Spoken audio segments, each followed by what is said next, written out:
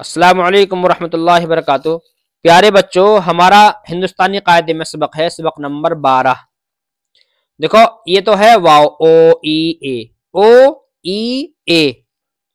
ये है हमजा, ये जो बनना है शुरू में बता चुके हैं हम नकल में भी, ये है हमजा नु करके। इसका मतलब ये है, इसका कुछ भी मतलब नहीं है यहाँ पर अकेले हरफ में तो, लेकिन अगर ये मिल जाएगा किसी के साथ में तो हो जाएगा आओ ऐसे। तो अब हम यहाँ पर पढ़कर इसको सुना देते हैं। यह है आओ, आओ। ये अकेला लिखा हुआ तो कोई मतलब नहीं, लेकिन मिल जाएगा तो उसका मतलब हो जाएगा आओ, ओ ऐसी करके आवाज आएगी। तो देखो, आओ, जाओ, लाओ, गाओ, आई, लाई, पाई, दाई, आए, लाए, जाए, बोई, डोई, कोई। ये है जुमले।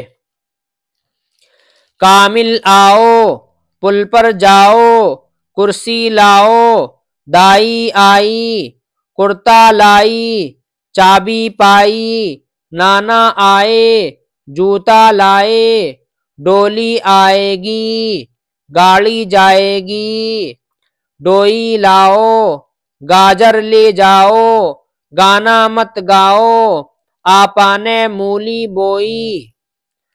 उम्मीद है सबक समझ में आ गया होगा। फ़कत वस्सलामु अलैकुम वरहमतुल्लाहि वबरकातुहू।